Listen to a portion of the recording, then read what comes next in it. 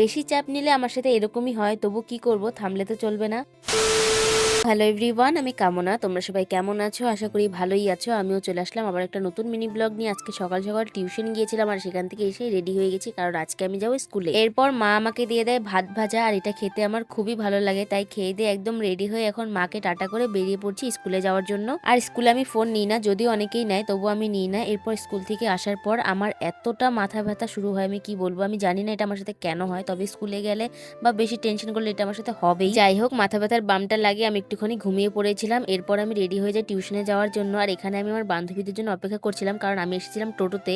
এরপর পড়তে ঢুকে যাই, আর এখন ছুটিও হয়ে গেছে পড়া, তাই আমরা এখন একটু ডাবগ্রাম যাচ্ছি। সেখানে গিয়ে আমরা একটু চা কফি খেয়ে আড্ডা দিই। এরপর আমরা একটা মোমোর দোকানে চলে যাই, সেখানে গিয়ে আমরা 2 প্লেট ভেজ মোমো অর্ডার দিই। আর মোমোটা মোটামুটি টেস্টি ছিল, যদিও এই দোকানে আমরা প্রথমবার খেলাম। যাই হোক, আজকের ভিডিওটা এই পর্যন্ত। এই ভিডিওটা ভালো লাগলে লাইক কমেন্ট করে দিও এবং নেক্সট ভিডিও দেখার জন্য সাবস্ক্রাইব করো। তো চলো আজকের মতো টাটা।